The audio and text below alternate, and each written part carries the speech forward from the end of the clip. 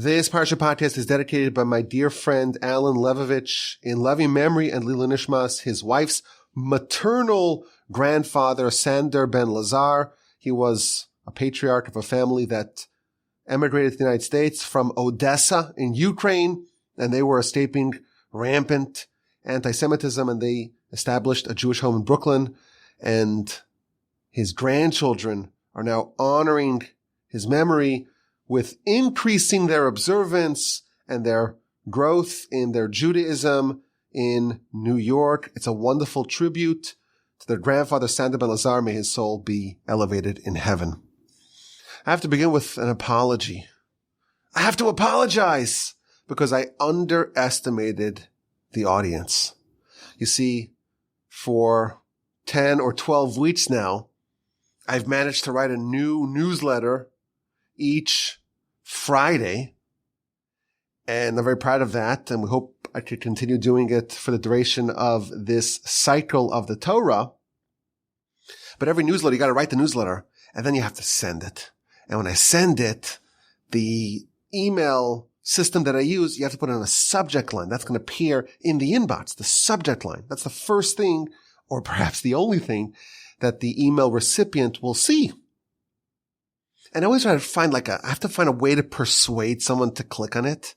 It's got to do something which is a little bit like a clickbait, a little hook in the subject line. And I wrote the newsletter. I thought the newsletter was fine. It was good. It was maybe even very good, but I was not happy with the subject line. It was okay. It was like the naming of Moshe, or what's in the name, or put your name on it. It was good, but it wasn't good enough. And then I remembered that I had written an email newsletter in April of 2021. So it's almost 4 years ago. And it had an amazing piece of copy, as they say in the industry, a real eye-catching subject line that was, your trauma is your superpower. It's a subject line that really gets you. It makes you want to open it and read what the content of the message is. And I remembered that the message that I had written 3.5 years ago, almost 4 years ago, it was a similar idea to what I'd written presently, what I'd written this past week. So I discarded the lackluster subject line. And I said, I'm just going to reuse the old one. Come on. We see, dozens of new emails a day of new subject lines in the email. There's no way that anyone's going to remember what I had written 3.5 years ago. No way. So I just put in the old subject line, your trauma is your superpower. I sent it, and that's it. And then Shabbos, there was a Shalom Zachar in the neighborhood. So I went to the Shalom Zachar, and I'm chatting with some of my friends, 2 of my friends. And I asked them, well, did you read the newsletter this week? I was very proud of it. I wanted to know if they read it. He said, well, it's old material. I don't want to read it. I said, what do you mean old material? I just wrote it I spent the whole week, I spent hours writing this newsletter. No. I remember you wrote it a few years ago. And then the other guy, so I was talking to 2 guys, two gentlemen, 2 friends of mine. He's like, yeah, I remember it also.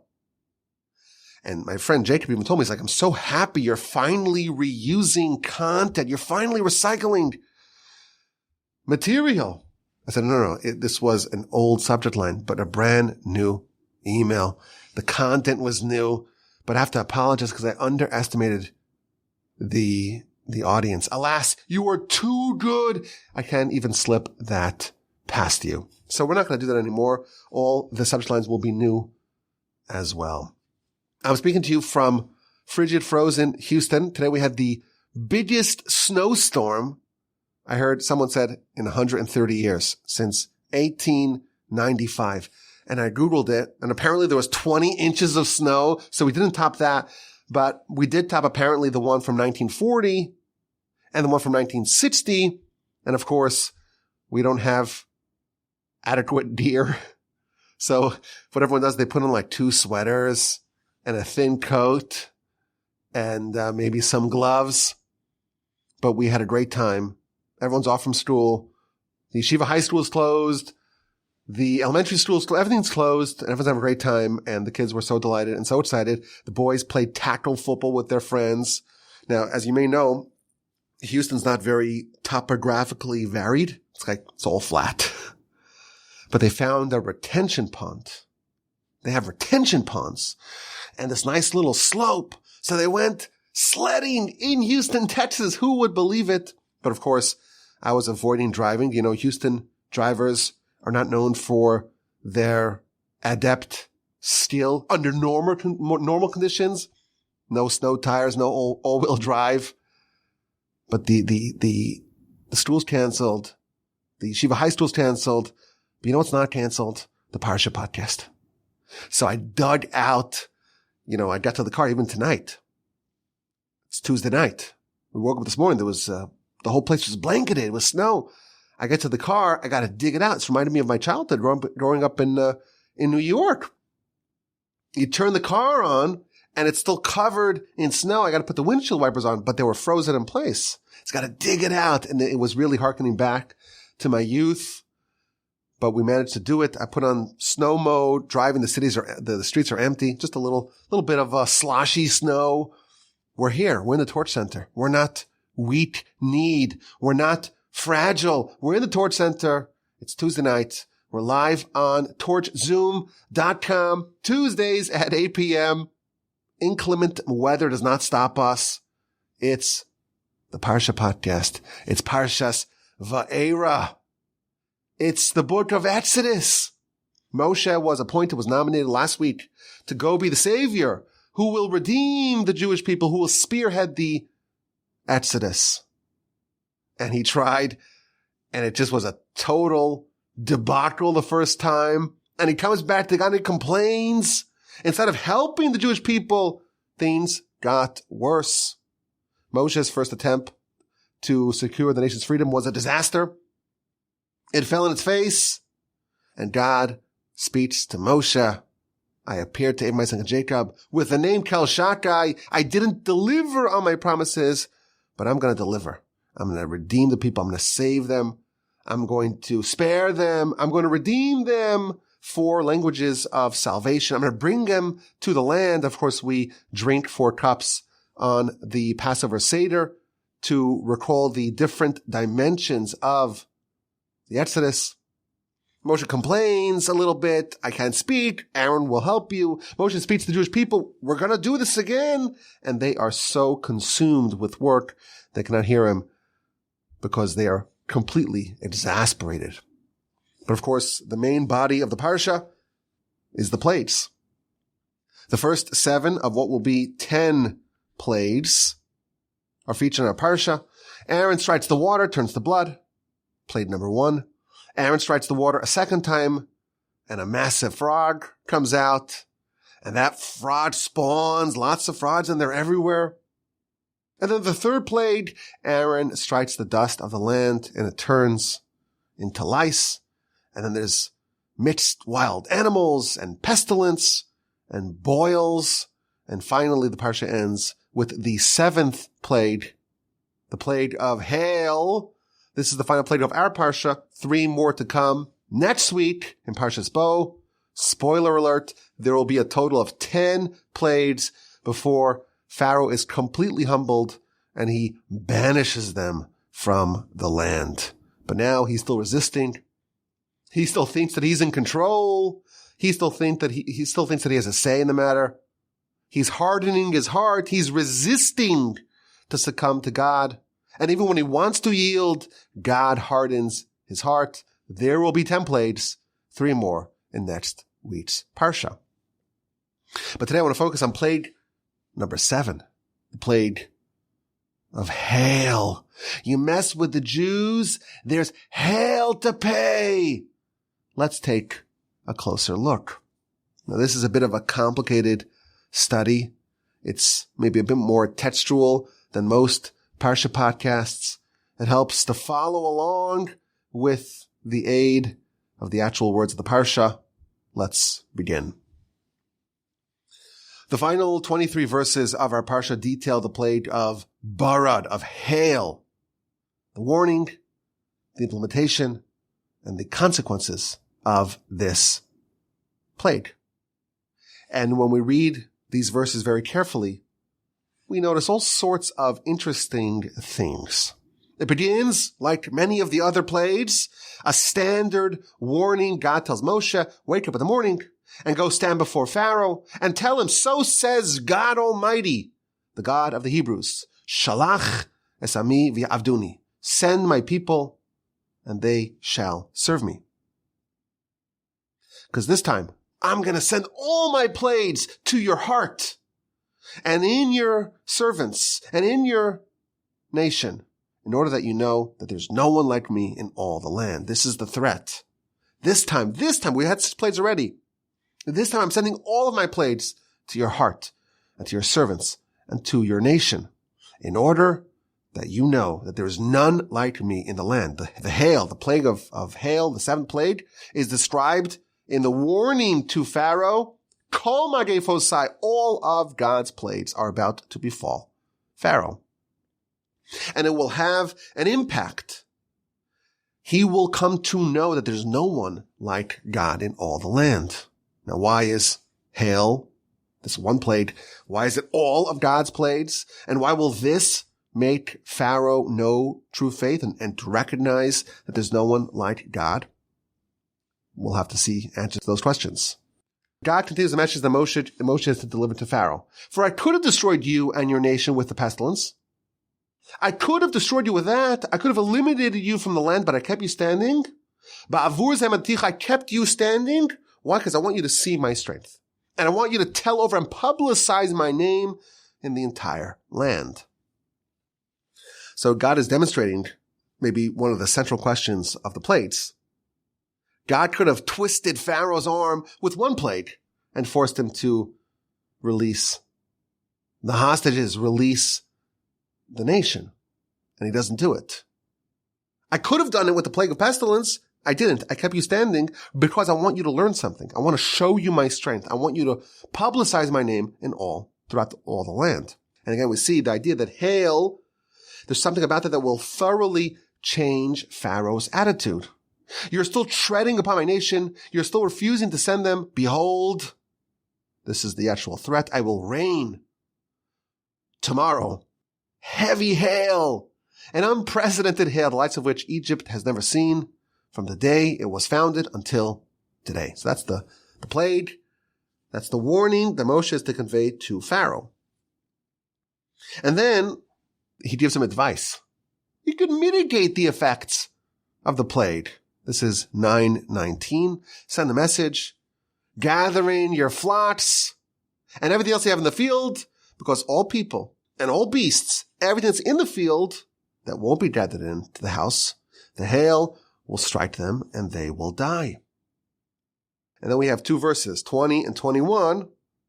Some people listened, some people didn't. This is part of the message, the threat of the plague, is that you have some way to minimize the impact.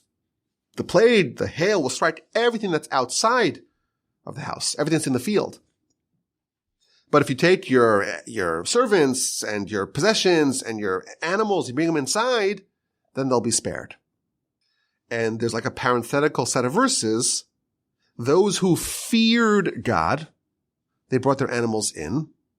They brought their servants in. And those who did not pay attention to the word of God, they left their servants and their animals outside, and those were destroyed. And then finally we have 9:22, the actual plague. God tells Moshe, stretch out your hand to the heavens, and there will be bara, there will be hail throughout all the land of Egypt. And it'll strike people and animals and all the grasses and all the trees and the fields.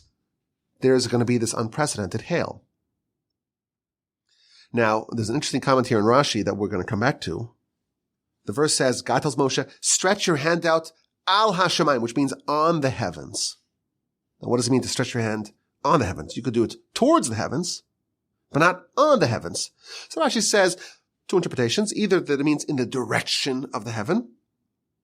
Alternatively, God lifted Moshe above the heavens, and he could strike the heavens from below. So strike the heavens, you're above it, you could strike it because it's below you, which is a very interesting comment in Rashi, and we'll get to that again in just a little bit. So indeed, Moshe lifted his arm upon the heavens, and God unleashed this thunder and this hail, and there's fire amidst the hail, and it's descending, it's raining down upon the land like rain upon the land of Egypt. There's thunderous sounds, and there's hail, and there's fire, and it's being rained down upon the land of Egypt. And they have a description of this hail. It's borrowed, it's hail, and there's fire that's flashing amidst the hail. It's a miracle within a miracle. It's a song of ice and fire. The water and the fire, they made peace amongst themselves to do the will of God. Usually, fire and water are opposites. You have fire, you want to stop it, you want to quell it, you want to extinguish it, you bring water. These two, suddenly they made peace. Like in heaven, there's peace, and that came down. The unity of the water and the fire was packaged up together in heaven, and it descended down in the hail upon the Egyptians. And the hail struck the entire land of Egypt, and all that was in the field from man to beast, and all the greenery of the field, and all the trees of the field, they were all destroyed and shattered with the hail. And only in the land of Goshen, the land where the Israelites lived, there was no hail. That's the plague as promised. And then verse 27, we have Pharaoh's reaction. And it's a very surprising reaction. Vayishlach Paro, and Pharaoh sent a message, and they called Moshe and Aaron. Vayomer Aleim, and he said to them, Chatasi apam, I have sinned this time. God, Hashem hu atzadik, God is the righteous one, and I and my nation are the wicked ones. Pharaoh seems to be a changed person. I sinned. God is righteous, and I'm the guilty party. And then he makes a request to Moshe, plead with God, stop the thunder, stop the hail. I'll send you, I promise, I don't want you to stay anymore. I give in. I yield, I succumb. Pharaoh is crying, Angel. And Moshe responds, I'm going to go outside the city, and I will spread out my hands in prayer, and the thunder will cease, and the hail will be no longer, so that you know that the land belongs to God. Moshe says to Pharaoh, I'm going to go outside the city, and I'll spread out my hands to God in prayer, and the thunder will stop, and the hail will stop. Now, why does Moshe have to leave the city to pray? And why does he have to extend his hands out in prayer? There's lots of prayers that Moshe did previously where he doesn't need to leave the city, and he doesn't need to spread his hands out in prayer. And somehow when it comes to ending this plague, the plague of hail, there are extra requirements. So Rashi tells us, well, the city was full of idols, and how could you pray to God in a city full of idols? Said to go outside the city. Now, the problem with this, the Ramban already asks, is that in plagues number 2 and 4, which is the frogs and the mixed wild animals, Moshe prays, and it's apparently done without these extra stipulations. He's not going outside the city, and he's not raising his hands in prayer. So why is hail different? But then Moshe continues. Before he actually goes and prays, he adds a quizzical statement, and he tells Pharaoh, and you, or regarding you and your servants, I know that you have yet to be fearful of God. That's the end of the conversation. And the Torah kind of interjects by surveying the damage of the hail. It talks about the different produces, the different yields that were stricken by the hail. It says that the flax and the barley, they were ripe and they were stiff, and that's why the hail broke them. But the wheat and the spelt, they were not damaged because they become ripe later on in the season.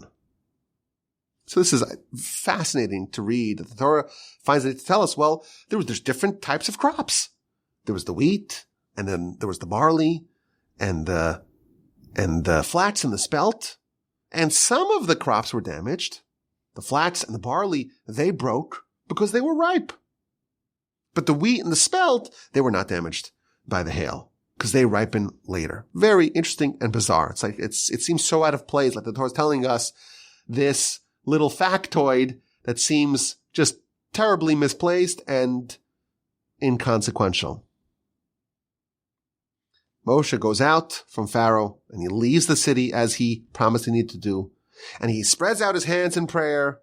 And indeed, the thunder stops and the hail stops and it ceases to rain down towards the earth. Now Rashi observes something very interesting about the cessation of the hail. So Moshe goes out and he spreads out his hands and he's stopping. He's outside the city and the thunder stops and the hail stops, but it doesn't stop. It doesn't cease. It doesn't get eliminated. The verse says that the raining hail does not descend down to the earth. So it's very interesting. The Midrash tells us, and Rashi brings it down, that Moshe did not undo the hail. The hail was raining down, and Moshe's prayer stopped it. It froze in place, and the prayer caused that the hail didn't fall down, but it didn't eliminate the hail. And the Midrash tells us, well, actually, there's still hail that is suspended mid-air. It's in limbo. It's already outside of its heavenly origin, but it hasn't quite descended down to earth, so it's there in place. It's suspended mid-air. And we discover, the Midrash tells us, that there's going to be a point in time where that hail is going to finish its route. There's going to be a war, an apocalyptic war that will kickstart the Messianic era, the war known as Gog and Magog. Very interesting, very scary maybe, conflict that we're told marks the beginning of the Messianic era. There's this war, this apocalyptic, worldwide, global war, and the hail from plague number 7 that Moshe prayed not to eliminate, but to have it stop raining down, it's still there. It's like these ballistic missiles that just froze in the air, and they're going to complete their journey, and they're going to somehow aid us in plaguing our enemies in the future. Very interesting. The Parsha ends. The hail stopped and the thunder stopped. And of course, Pharaoh hardened his heart and he did not send the Jewish people out as God had predicted. And of course, in next week's Parsha, Parshas Bo, we'll have the 3 final plagues that will ultimately compel Pharaoh to release the Jewish people. In fact, to banish them, to kick them out aggressively from the land. So there's a lot to unpack here. All sorts of curiosities in this plague. All sorts of apparent side points and anecdotes in the narrative of the hail. So let's begin with the cessation of the hail. Chapter 9, verse 33. The verse says, you read it carefully, it says that the hail stopped. It didn't fall down to the land. So Rashi observes, it's still in the air. It didn't drop all the way down.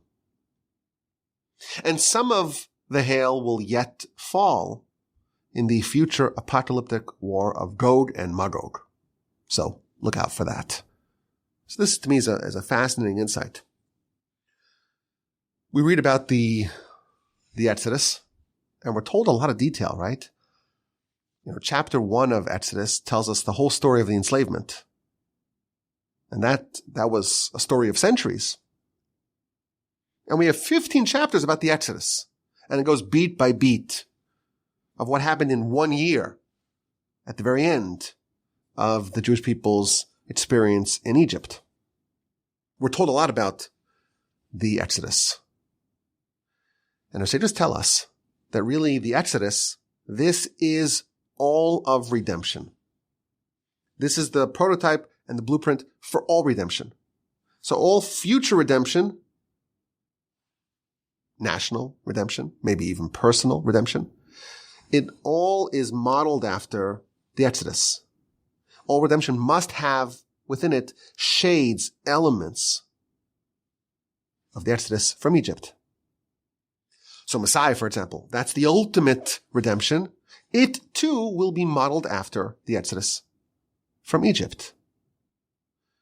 And it's an explicit verse in Scripture. In the book of Micah 7:15, chapter 7, verse 15, it's a very famous verse. Like the days of your exodus from Egypt, I will show you in the future wonders. And the Midrash even says that all the plagues that happened in Egypt will be revisited in the future redemption. We actually did a whole podcast on this subject in the Torah 101 channel titled The Miracles of Messiah, to just show how, or this whole idea that the miracles of Messiah will be based upon the miracles of the Exodus. So just, this may answer one of the most fundamental questions about the Exodus. God hardens Pharaoh's heart. God deliberately elongates the Exodus. It could have been one and done. One plague, and you just force him and you leave. Why is this elongated? Why are there all these unnecessary miracles and plagues and signs and wonders? It's a good question. One of the answers is if this is going to be the root of all redemption, we have to beef it up. Because even if there's a miracle that is not needed for the Exodus from Egypt, it may be needed for a future redemption, for a future Exodus. Because after all future redemptions are modeled after the Exodus. So only miracles that were included in the original Exodus can be included in the future redemption. So this is a well-known idea that the themes and elements of the Exodus will resurface in all future redemptions. But here we see a bit of a new idea. This apocalyptic war that will presage Messiah, the war of Gog and Magog, it will include not only miracles and signs and wonders that resemble the Exodus, but it will actually finish off the plague of hail that was not quite finished in the original Exodus. Some of those hailstones are still suspended in the air. This plague was not fully consummated. And the war at the beginning of the Messianic era, it will include a resumption of this plague, the plague of hail. So this means that there's something about the plague of hail that's connected to Messiah. When we think about Messiah, like what's the end state that Messiah brings us towards? There's something about hail that somehow can bring about that state. Now it's also interesting, Moshe stops the plague before it should have stopped. This plague ended prematurely. There was still hail to come, right? Some of that hail was frozen in place. It was designated to be part of this plague, but Moshe intervened. He pleaded with God. He departed the city. He spread out his hands in prayer, and he prematurely ended the plague. But we'll eventually get it. We'll get the Act 3 of this plague in a conflict that will be a harbinger of the ultimate redemption of Messiah. So to me, this is a very interesting idea. And it gives us a deeper appreciation of this plague in particular. There's something about hail that is so uniquely powerful, it could bring about a total submission to God in a messianic way. What do we know about the Messiah? Everyone will know God. There won't be any corner, any tiny point in the world where heresy will exist. You couldn't find a cave in which there's heresy. Nothing. It's total faith and knowledge of God that covers the world like water covers the seabed, the verse tells us. Like, is there any dry spots just in the middle of the Pacific Ocean? There isn't. There's nothing. It covers it all completely. There will not be a spot, a point, a tiny, tiny point of heresy in the times of Messiah. Vaeira kol pa'ul. Every creation will know that you created him. V'yavin kol yitzur, and every little creation and formation of God will know. V'yomer kol asher neshama ba'apo, and everyone who has a soul inside of them, They will all say Hashem Melech, God is king. There's no more heresy. And there's something about this plague that brings about the Messiah. So that's, to me, a fascinating insight. And there's another point here. Moshe stopped it prematurely. What would have happened in the counterfactual world where Moshe says, sorry, I'm not stopping it prematurely. I'm not going out of the city. I'm not spreading out my hands in prayer. The hail will finish doing its job. Implied from this idea is that would have brought about some degree of Messiah. We could have had some degree of Messiah, some fulfillment of this war, Gog and Magog. We could have had it in plague number 7. There could have been some clinching of total transformation of all of humanity that could have ushered the world towards its perfected state. That could have happened in plague number 7. Had all the hail fell. Had the hail finished completely, it would have fulfilled the objective of the war of Gog and Magog. Where? In Egypt. Thousands of years ago. These are all new ideas. They stick these things at the end of the Parsha, you know? They assume we'll never get to it. I always assume the end of the podcast, that's where you put all the gems, right? You hide it there because that way the people who are not so committed that they'll just turn off. A half hour, I arrived at, I finished my commute. That's it. I listened to half the podcast. So you always hide the gems, the diamonds, all the way at the end. This is like this Parsha. You read it. It's the Midrash. The Midrash says, well, this is something that has to do with Messiah. And Moshe stopped it prematurely. Absolutely fascinating. Now, I saw something, just to explain this, to understand this. I saw an incredible piece in a book that I mentioned last week, a book called Emunas Itecha, a book authored by Rabbi Moshe Wolfson. This book was recommended to me by my brother-in-law, Rabbi Botnick, and I bought it, and I absolutely love it. And it's a bit of a complicated piece, but to me, it revolutionized the understanding of plagues in general and the plague of hail and its future role in presaging Messiah in particular. So let's go a bit deeper here. There's a question, an obvious question that many of the commentators ask.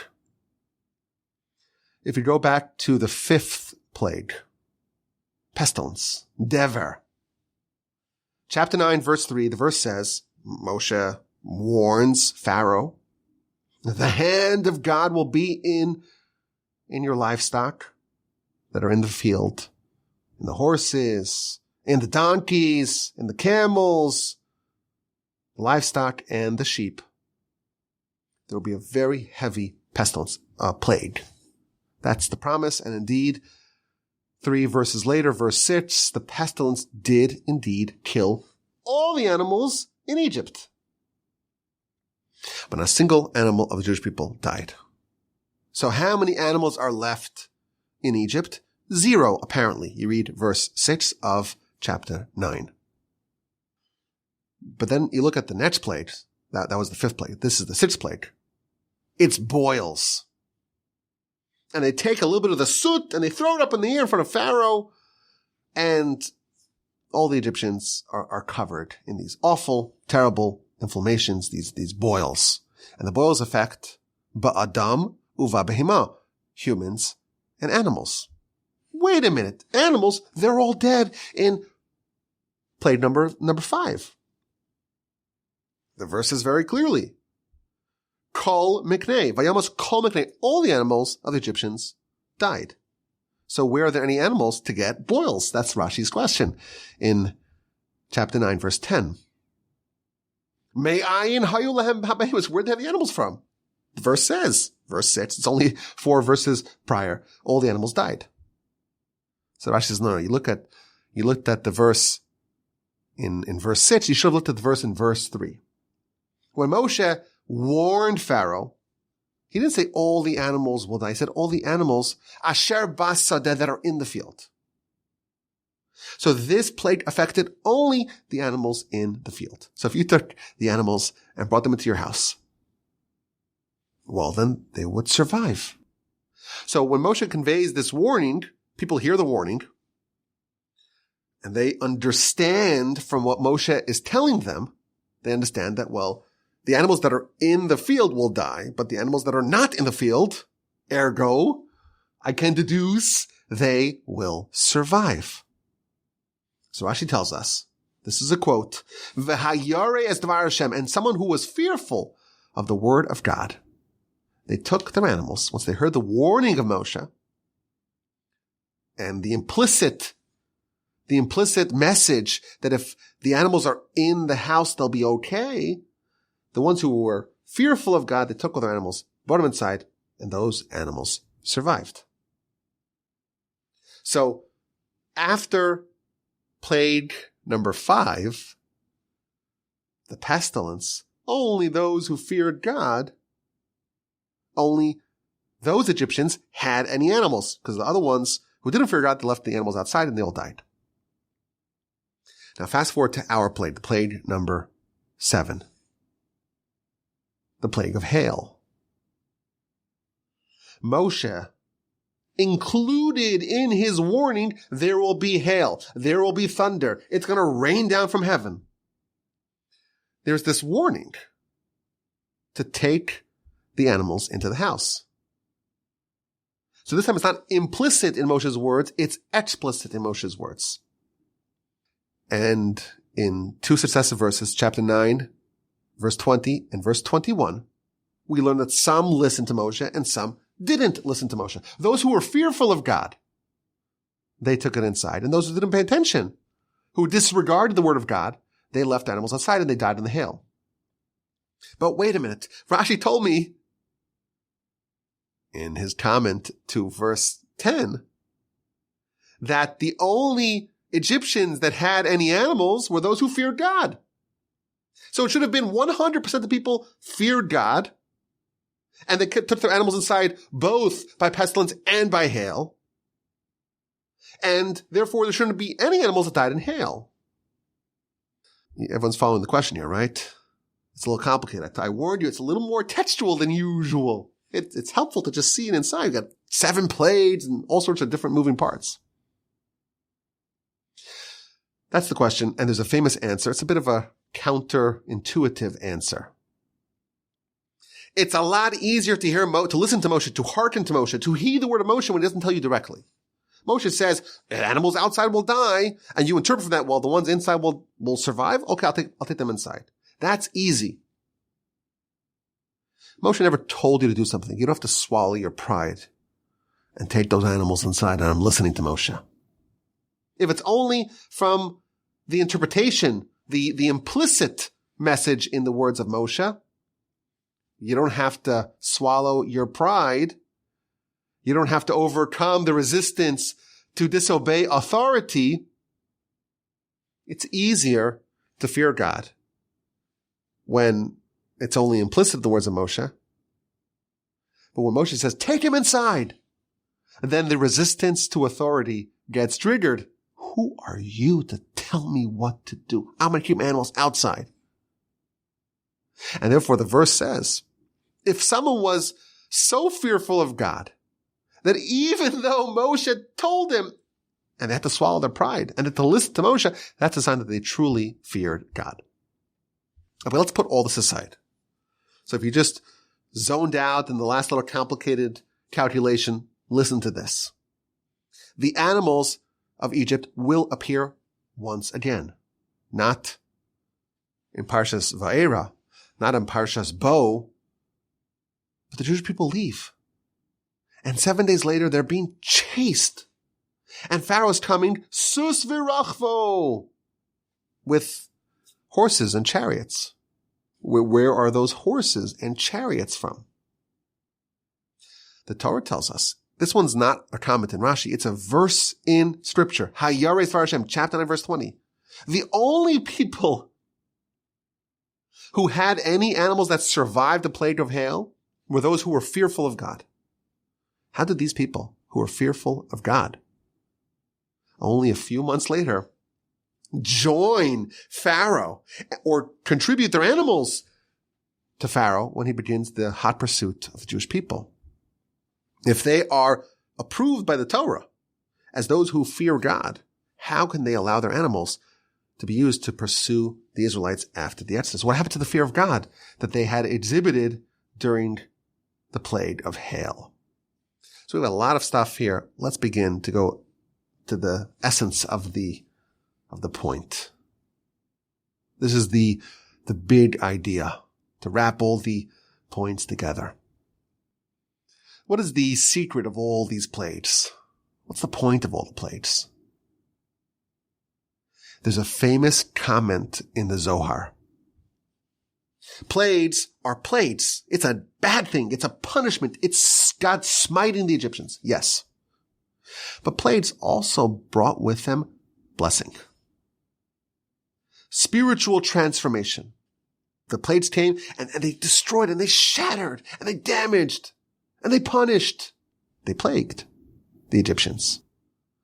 But they also brought faith and a new way of looking at things and salvation and a remedy and redemption to the land, certainly to the Jews and even to the Egyptians.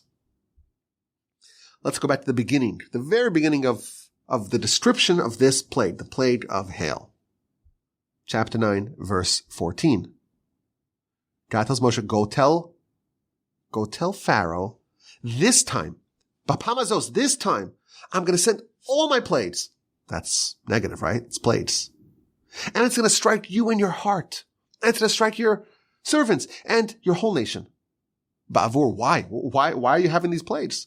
So you know that there's no one like me, b'chol ha'aretz, in all of the land. In the very same verse, Moshe is told, go tell Pharaoh, this is all of God's plagues. He's unleashing it all. Throwing the kitchen sink. That's a plague, right? That's negative.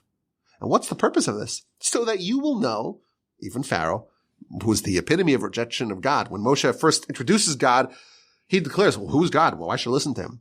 Even Pharaoh will know there's no one like God in all the land. So it's a plague mixed up, mashed up with a blessing of total and complete faith. That's the plague of hail, but it's really all the plagues. In every single plague, it's a punishment mixed up or married, paired with a wonderful transformative blessing, a wonderful transformative revelation, something which can completely transform your worldview. And the commentaries explain why exactly is the plague of hail described as all of God's plagues. So some suggest the previous plagues, you could have argued maybe there's some advanced sorcery. Moshe is just they had sorcerers in Egypt, and Moshe was even more talented than all the Egyptian sorcerers. And that was true maybe, or you could have argued that up to the point of plague number 7. In Egypt, there's no rain. There's no rain in Egypt. The waters of the Nile overflow. So rain itself is foreign. And certainly no hail. And never hail mixed with fire. And never hail mixed with fire mixed with these tremendous thundering sounds. There's no way to deny its miraculous nature. And thus, the plague of hail, argues the Orach Chaim, that proves that all the other plagues were done by God. They were divinely ordained. There's an amazing comment I saw from the Gaon of Vilna. There were 3 different elements in this plague. There was fire and wind and water. And this compiled together all the different plagues that God has sent.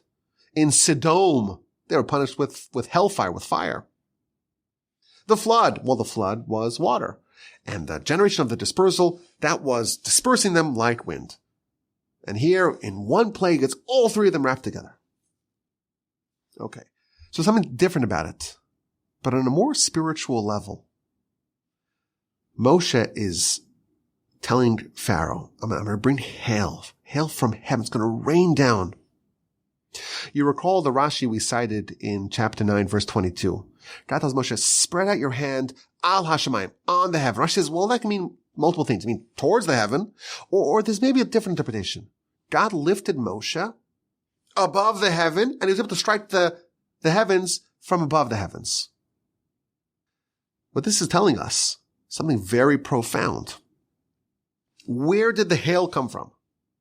It came from a realm, a dimension above the heavens. This reminds me, maybe this is crazy to say. We know Moshe later on in the Torah, he went up to the heavens. And he came down with the Torah. And he came down with the tablets of the testimony. And here, Rashi's telling us, Moshe goes up above the heavens. Whatever the hail is, it comes from a very different dimension than the world that the Egyptians and their Jewish subjects occupied. It originated from above the heavens and it rained down upon them. So of course this is 100% not natural, something supernatural, but it's coming from a different dimension. It's coming from above the heavens.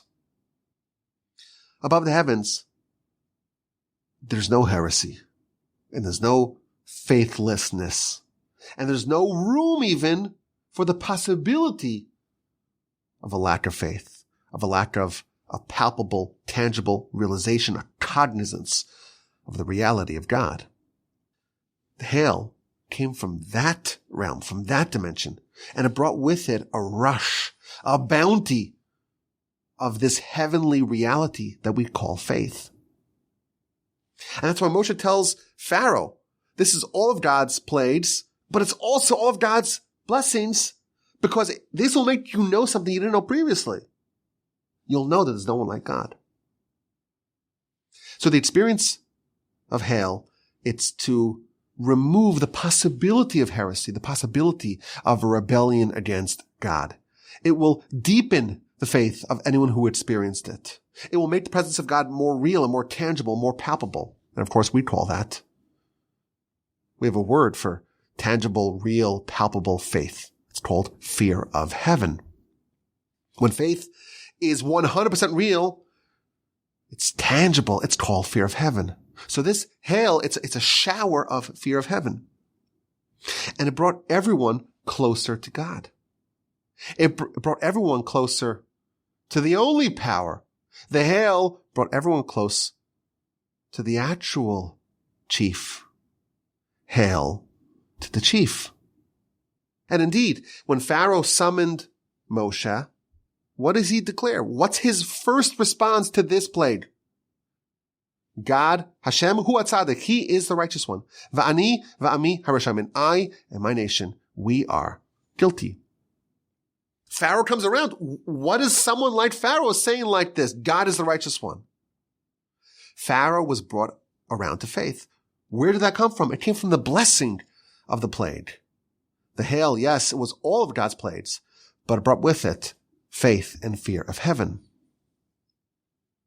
Moshe warns Pharaoh, and he warns the Egyptians about the hail. Even a warning of this plague brought with it the influence of God. The Torah tells us there were some Egyptians that heard Moshe saying that there's going to be hail, and it's going to make you all know that there's no one like God. And simply by Moshe warning about the hail, before the hail even began to rain down upon them, the people were changed. And some of them actually began to experience fear of God. And when the hail fell, Pharaoh makes this astonishing statement, Chatasi apam, I have sinned this time, Hashem hatzadik, God is the righteous one, and me and my nation, we are wicked. But then the plague stops prematurely. There's this shower of plague mixed with blessing. It's a shower of faith, a shower of hail, but a shower of fear of heaven. And Pharaoh says, it's too much. And he asks Moshe to end it prematurely. And Moshe says, this is a bad idea. Verse 30, it's a very hard verse to understand otherwise. Before Moshe goes and prays, he says, you and your servants, I know, terem tiron, you don't have sufficient fear of God. You're asking me to end it, but be careful what you're wishing for. You're not ready. You have yet to become fully cognizant of God, fully fearful of God. The fear of God that rained down from heaven has not had sufficient time to solidify. So you have this rush of this experience, but it ends before it can fully consummate. And indeed, once the hail stops prematurely, the reservoirs of faith that it brought with it dried up. And even those Egyptians who exemplified fear of heaven, when Moshe warned them about the hail, they said, okay, we accept, we're going to be fearful of heaven. They were just as eager as all the other Egyptians when they began to chase the fleeing Jews in hot pursuit. So Moshe's praying. Think about what's the nature of Moshe's prayer. He's not asking to stop this shower of faith. It's not about that. It's about pausing it. He knew that this firestorm of faith, this hailstorm of faith, would yet be needed. So it's a prayer to suspend this plague / blessing for thousands of years. Suspend it, spend the hail mid-year until the correct moment for it to descend. And while it is true that to end the plague of frauds and to end the plague of the mixed wild beast, Moshe could do it in the city. And there's idolatry, so what? He could still do it. And doesn't need to stretch out his hands. This is a different level of prayer. Moshe's praying for the future generations, thousands of years later. It's a prayer of salvation in this war that's going to change the whole world. Such a prayer needs to ascend to very, very lofty heights and has to bypass all sorts of heavenly blockades. It needs a very special setting out to the city with outstretched arms. Now we read this line, it's describing, it's surveying the damage. It affected the barley and the flax, but it didn't affect the wheat and the spelt. To us, it seems like so tangential, so unimportant. But of course, there's a deeper lesson for us. The blessing and the plague are two halves of one experience. Whatever the plague affected, the blessing affected. So there was a plague and a blessing in the barley. There was a plague and a blessing in the flax, but it didn't touch the wheat. It didn't touch the spelt. There is a festival that we celebrate each year that marks the day of the Exodus. But it's really the Exodus is the culmination of this whole process of the Exodus. That festival is called the festival of Passover, of Pesach, of course. And there's a special offering that is brought exactly once a year on the second day of Pesach, known as the Omer offering. And it is a very unique offering in that it's an offering of barley. Now, barley, throughout all of Torah literature, is described as animal feed. It's an animal food.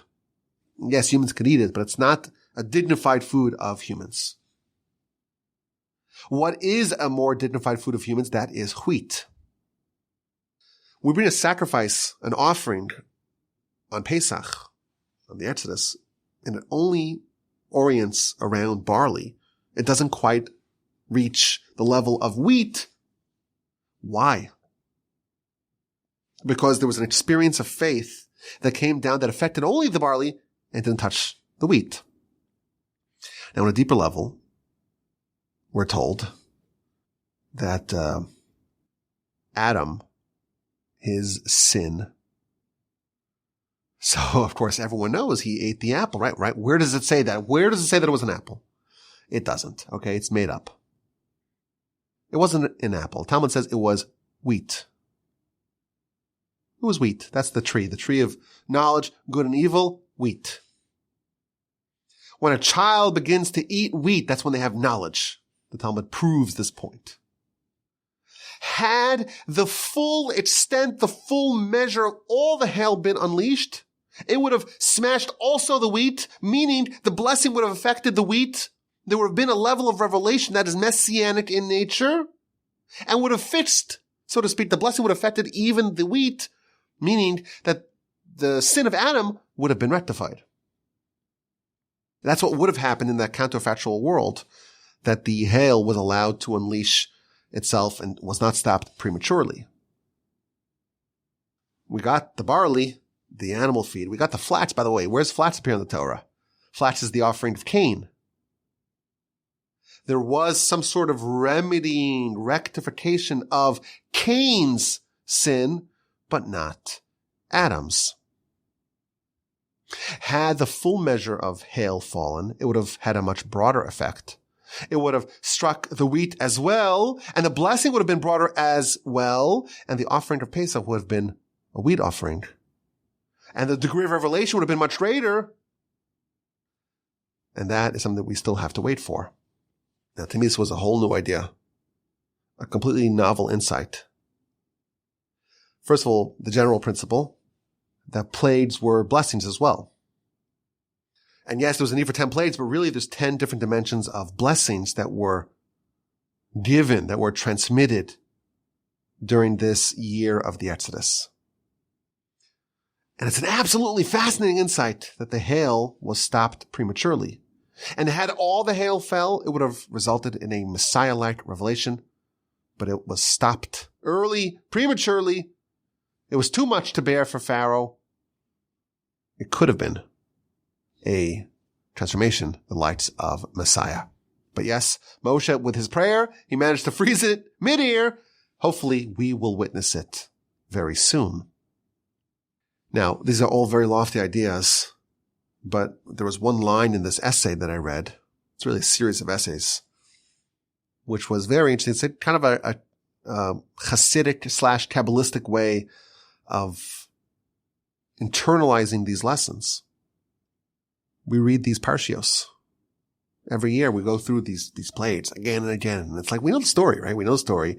And really, if you eliminated Parshas Vaeira and you just skipped Parshas Bo, you just have the last 3 plagues, you could get the whole story. The narrative is complete. They were in Egypt and Moshe tried to save them, didn't work. And eventually God brought 3 plagues and he released the Jewish people. You could have omitted an entire parsha. But once we realize that the plagues, they're blessings as well, and they're revelations as well. And the hail is this incredible experience where Moshe goes up to heaven, above the heavens, and pulls something down that changes everyone and everything that it touches. When we read this each year, we absorb and we assimilate within ourselves some measure, some degree of these blessings too. There is a bounty of these experiences that are unlocked with the reading of these portions. To me, that's a very beautiful idea. We're reading it, we're understanding it, and hopefully we will be recipients of these blessings. We like to end up the podcast with a dilemma. This year's theme is Torah is your ID. So we have an idea. It's a very advanced idea. Lots of moving parts. I like it. And now let's get to the dilemma. We spent a lot of time in Egypt. 210 years. Well, it depends how you count. If you count when Joseph came, or when Joseph had children, or when the servitude started, but we were there for a long time. And they mistreated us very, very severely. In our Parsha, the Jewish people couldn't even talk to Moshe because they were so exasperated with labor. The Egyptians are our enemies. What do we think about the Egyptians today? How do we relate to the Egyptians? They did vile, heinous, villainous crimes to our people for centuries. How are we supposed to relate to such monsters? So I want to share a bit of a counterintuitive perspective. In the first plague, chapter 7, verse 19, God tells Moshe, tell Aaron, take your staff and strike the waters of Egypt. They'll turn into blood. The second plague, chapter 8, verse 1. And Aaron again stretches out his hands on the waters of Egypt, and the frauds are unleashed. Why is Aaron doing it? Why is Moshe outsourcing it? So Rashi tells us, well, the waters protected Moshe. He was a small baby in a little box, and he was floating on the water. It's not appropriate for Moshe to strike the water. So not the first plague, not in the second plague. These waters, the waters of Egypt, that also drowned countless Jewish babies, Moshe has to appreciate it because it helped him a little bit when he was a 3-month-old babe. Similarly, the third plague, chapter 8, verse 12, God tells Moshe, tell Aaron a third time, stretch out your hand and strike the dust of Egypt and let it turn into tinim. Let it turn into lice. Why is Aaron striking the earth? Well, the earth helped Moshe. When he went out in that coming of age episode, he went out to Egypt and he saw an Egyptian striking a Hebrew. He killed the Egyptian and buried him in the sand. So the sand, the dirt, the dust, the earth of Egypt did him a favor. He cannot strike it. Moshe must exhibit appreciation and gratitude to the waters of Egypt and to the dust of Egypt. But this is the clincher. Deuteronomy chapter 23, verses 8 and 9. Lo tisa'ev Mitzri, do not abhor an Egyptian. We cannot hate the Egyptian. We cannot reject an Egyptian. If an Egyptian wants to convert, join the people, we must allow him to come in after 3 generations. Why? Ki ger hayisa be'artso. Because you were a ger, you were a visitor, and you went into his land. Says Rashi, Af al pi shezarku zichurem liyar. Even though they threw our boys into the water, we still cannot despise them because they were hosts for us in our time of need. We cannot reject an Egyptian convert because we were sojourners in their land. The standard that the Torah has for us of how much we have to appreciate and have gratitude for the Egyptians, it's kind of mind-boggling. So they did terrible, terrible, terrible things to us. What does the Torah train us? Moshe doesn't hit the water. Doesn't hit the water not for the first, not for the second plague. Doesn't hit the earth because it did something good for him. And us collectively as a nation, these are villains who did terrible things to us. Nevertheless, we kind of became immigrants to their land. We must show them appreciation. If there was some tiny element of goodness that we received from the Egyptians, we must appreciate it. We must not abhor them. To me, this is a very powerful insight. We're very quick to negate and castigate and disregard people that do bad things to us. No one that we will meet will do as bad of a thing to us as the Egyptians did to our forefathers. And nevertheless, the Torah is telling us, when it comes to our assessment of them, we cannot reject them. We must have appreciation for even the little bit of goodness that they did for us. If you have a terrible boss, the worst boss in the world, the Torah is training us. If there's any tiny little bit of goodness that you received from them, you must not abhor them. It's a high standard, but that is what the Torah expects of us. I appreciate your attention. Joining us here from frosty Houston. There's a snowstorm and there's ice storms and you got to drive very gingerly and carefully. But I drove to the Torch Center. We got here safe and sound with the help of the Almighty. We had a Parsha podcast. Thank God. Thank you all for joining us live on torchzoom.com. Tuesdays at 8 p.m. Central. My email address is rabbiwolbe@gmail.com. Have a wonderful day, a wonderful week, a fantastic and wonderful Shabbos upcoming. And please God, with the help of the Almighty, we'll gather together again next week, Tuesday night at 8 p.m. Central, torchzoom.com. It will be released, of course, in the podcast early Thursday morning with the help of the Almighty. But please God, we'll gather together again in good health and in great spirits for another Parsha podcast. Again, the address is rabbiwolbe@gmail.com.